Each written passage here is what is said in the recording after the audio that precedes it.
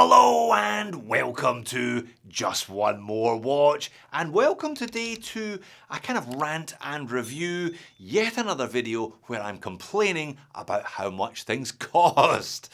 At least I'm consistent. Today I will be complaining about the price of the watch on my wrist, that watch being the 2025 Rolex Oyster Perpetual. Now perhaps you already guessed it, but I didn't just buy this watch. I do however know a man who did. My good friend and business partner at EREBUS Watches, Mr. P. He bought it earlier this year. I've always been a fan of the OP, so I asked if I could borrow it. He said yes.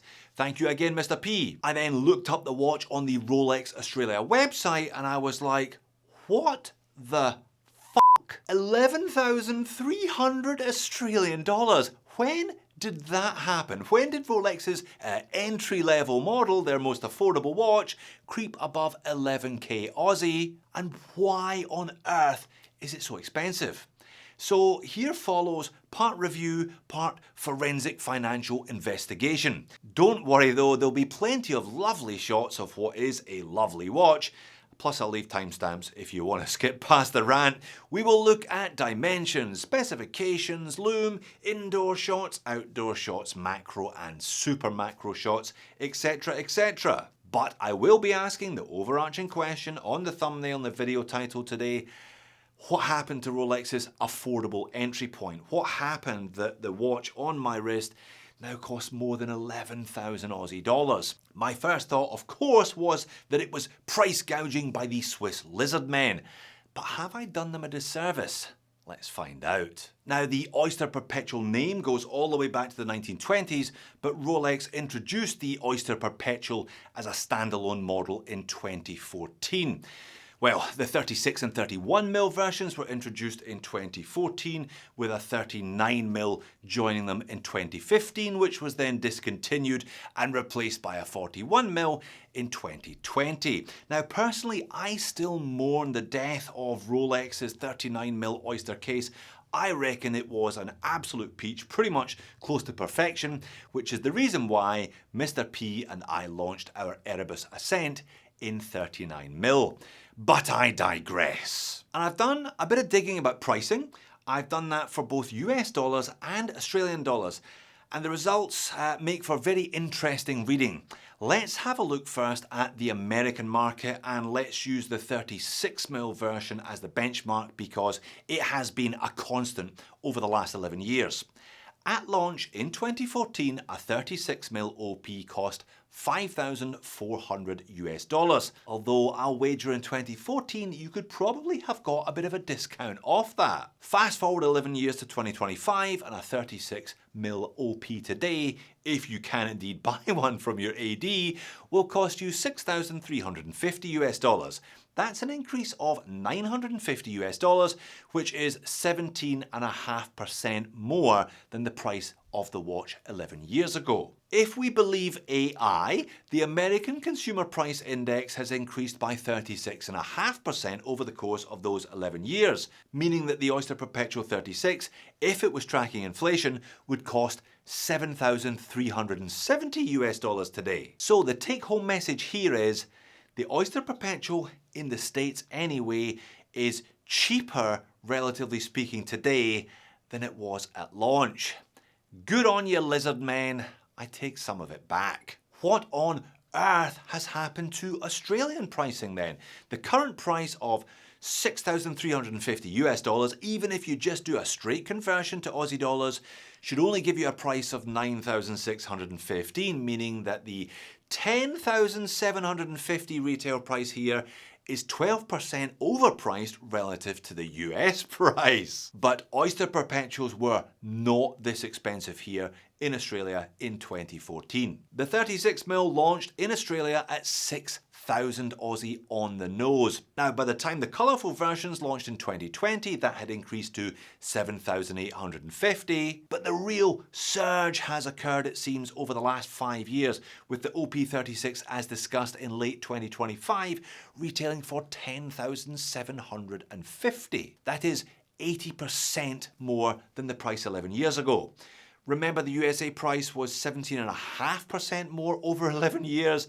The Australian price, 80% more over 11 years. Now, this at least proves that I'm not going mad. My what the fuck moment when I saw the prices of these things today was justified. These are so much more expensive than they were even only a few years ago. And Australian inflation has been roughly similar to US inflation over the same period. So you would expect a price rise somewhere in the high 30s range, but certainly not more than double that. Is it then price gouging by those lizard men, but only in the Aussie market? As much as I would love to pin it on the Rolex board, it seems that the Aussie peso has had a bit of an impact on the price as well. If we take Basel World 2014, April 2014 as our starting point, one Aussie dollar bought you 0.8 Swiss francs.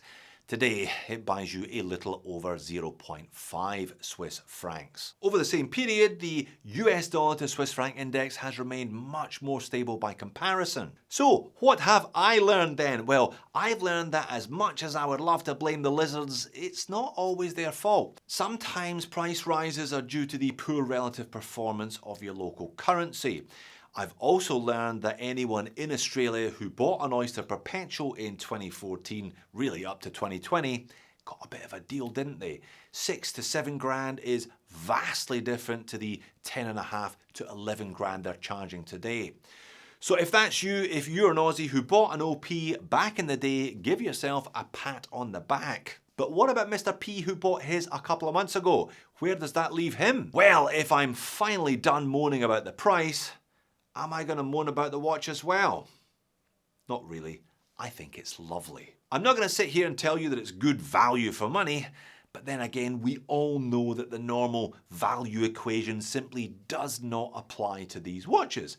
Mr. P could sell this one for more than he paid for it. So to that end, it's awesome value for money, regardless of how much he paid for it. These are Rolex's own 904L stainless steel blend. They look really good. The brushing and polishing is all lovely. As discussed, the Oyster case is a classic with its sweeping high polished side profile and its brushed upper lug surfaces.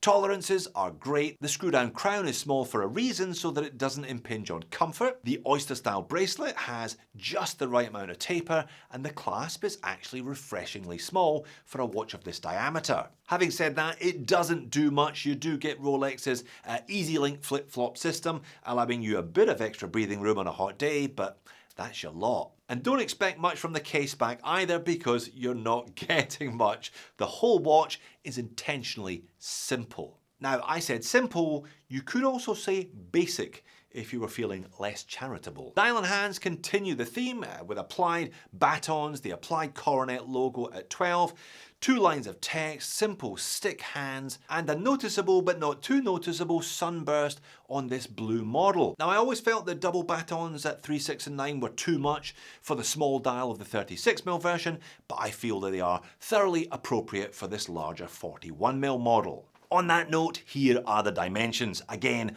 all thoroughly appropriate for a watch of its size and its intended purpose. The one watch fits all day, every day until the end of your days type of watch. Now, obviously the Oyster Perpetual doesn't give you a date. For that, you have to spend another $3,500 Australian dollars for the privilege of a date in a Cyclops, so you need to have a good think about how much you do indeed value the date, because in this case the date does have a value attached to it. The caliber, by the way, the 3230 is a relatively new one, having been introduced in 2010. It powers the No Date Sub, the Air King and the Explorer, as well as the OP range, 31 joules, 70-hour power reserve, 4 Hz beat rate, and it features Rolex's superlative chronometer certification, so plus or minus 2 seconds per day after casing, which is very impressive. And it's such an easy watch to wear as well, helped by all of those little touches that I've just mentioned, the small crown, the small clasp, the taper, the simple case back, and of course, the beautiful signature Oyster case. Now, blue is not my colour, so if I was spending 11.3, it would be on, who am I kidding? It would be on the black one. But Mr. P, he's a blue dial guy, so this was the only one he was interested in. And as much as I said 39 was my personal sweet spot, I could totally rock this one. It's like what they did when they beefed the sub up to 41 from 40. They did it so well, they kept the proportion spot on that you don't really notice the extra mil, or in this case, an extra 2 mil. If you don't need the date and you're looking for your exit watch, your one watch collection, and it has to have that coronet on the dial, and you've got the money, of course, it's hard to mount an argument against these, especially given how well they hold their value. But mount an argument I shall in the moans and niggles section. That Easy Link clasp is really pretty basic for the money. Tudor have shown with their T-Fit clasp that it's possible to do multiple stages of adjustment in something that's almost as small and neat. It's probably time Rolex followed suit. The lume, considering the price tag, is good but not amazing. Rolex have used their own Chroma Light lume now for years, and I've looked at maybe 10 watches with that lume.